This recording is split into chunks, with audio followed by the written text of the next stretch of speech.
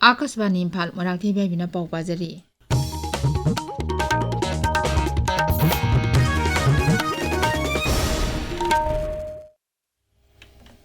मुख्यमंत्री युमनाम खेमचाना हाइरी आइडिया स्टेज रेवेन्यू स्टेज अमसुंग CMESS यावबा मणिपुर स्टार्टअप स्कीमना नहासिंग अमसुंग एंटरप्रेन्योरसिंग सेलगी मतेंग थबक पाइखटपा इनोवेशन थबक पीबा अमसुंग मणिपुरबु मरोमदम लेपचबा ngamba राज्य अमा ओइनबा शक्ति पीरी सोशल मीडिया दा थागतपा वारोल अमदा मुख्यमंत्री ने high ngasi secretariat planning department की मकोक थोंबो ऑफिशियल सिंगना मणिपुर स्टार्टअप स्कीम की मतांगदा वारोल पीबदा महक यावखी थौरम मदुदा स्पेशल सेक्रेटरी प्लानिंग नैलेन थांग तेलेनचु यावखी मणिपुर की जिला सिंह तमेंगलों सेनापति उखुल अमसुंग कामजोंग जिला की मफम खरदा अखाक अराव यावना ngasi नुंगसित लोइनना नोंग चुगने हाइरी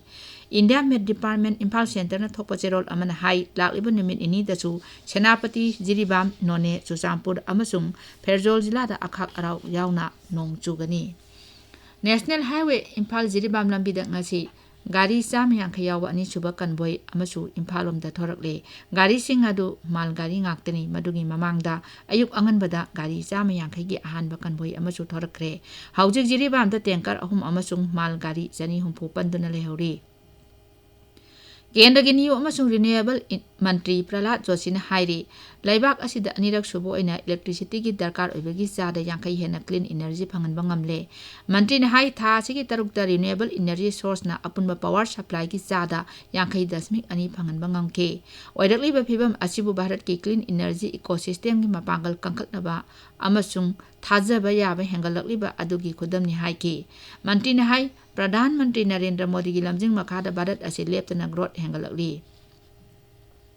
नीति आयोग के मेंबर डॉक्टर जोराम अनियाना न्यू दिल्ली दा यूनिसेफ इंडिया की मिहुत सिंथिया मेक केफ्रे अमसुंग महाकी मिहुत कांगबु उनखरे उनाबदुदा आंगांसिंग दा युमफम ओइबा चाखत थौरांग स्कूल एजुकेशन अमसुंग ह्यूमन डेवलपमेंट की थबक पुन्ना पाइखत मिननाबा हेंगलहनाबा खनकी नीति आयोग हाई उनाबदुदा असोय अंगाम यावदना पुन्ना मही मसिंग तमिनबा तंगाई फदन लाइरिक मयेक अमसुंग अंक मयेक हयनबा ओजासिंगबु शिक्षा पीबा महिरोइसिंग असोय अंगाम थोअंदबा साइबर सेफ्टी अमसुंग डिजिटल सिक्योरिटी की मतांगदा कुपना खनकी केंद्र की पेट्रोलियम अमसुंग नेचुरल गैस मंत्री हरदीप सिंह पुरी ने हाइरी सरकारना E85 फॉयल सिजिनबना हौदोकनबा थौरांग तौरी मासी हौजिक सिजिनरिबा E20 पेट्रोल असिदगी लीटर दा रुपा 10 लोम होंगनी मांग हाई E85 असिदी फुएल मकल असि सिजिनबा याबा अखनबा गाड़ी खक्तदा फंगनगनी इलेक्शन कमीशन नोक्सो बेंगल की राज्यसभा सीट अहुंगी मिखल की मतम लाउथोखरे राज्यसभा सीट सिंह असि तृणमूल कांग्रेस की सुखेंदु शेखरे सुस्मिता देव अमसुंग प्रकाश से बराइकना फम थादोखिबदगी हांगलकपनी मिखल की नोटिफिकेशन हयेंग थोकनी था असि 13 मिरेचे पिसिनबगी अरोइब नुमिनी मथंग नुमित्ता स्क्रूटिनी पांगथोकनी था असि 14 बोट थादनगनी नुमित्तुदा मसिंगसु थीगनी मरक असिदा राज्यसभा की चेयरमैन CP राधाकृष्णना तृणमूल MP सुस्मिता देवना फम थादोखिबदु याखरे माकना फम हेक थादोकपग न्यू दिल्ली दा आसाम की मुख्यमंत्री हिमंत बिस्वा शर्मागा उनकी हौखिबा निंगथौकाबा नुमित्ता तृणमूल की मकोक थोंबा लुचिंगबा सुखेंदु शेखरसु राज्यसभा अमसुंग TMC की फम थादोखी अमरोमदा BJP ना नोक्सो बेंगल की राज्यसभा मिखल असिगिदमक नौना दल असिदा यावरकलबा सुखेंदु शेखर सुस्मिता देव अमसुंग प्रकाशपु दल असिगी मिरेप ओइना लाउथोखरे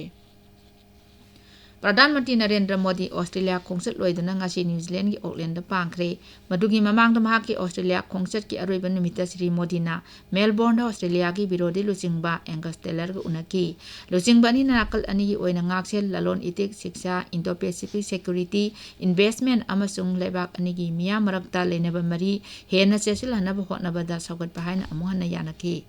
सोशल मीडिया दा थागत पवारोल अमदा श्री मोदी ने हाई लुचिंग बानी ने भारत अमसुंग ऑस्ट्रेलिया की हेना फगलकलिबा मरी अमसुंग खुदोंग चाबा कया लेरिबा दुगी मतांगदा वारी सानकी प्रधानमंत्री ने हाई ऑस्ट्रेलिया सिन थंगबदा भारत का पुन्ना थबक तौमिनबबु हराव अमसुंग पाक्तकना सगलबा दुबु महाकना यामना लुमना लवी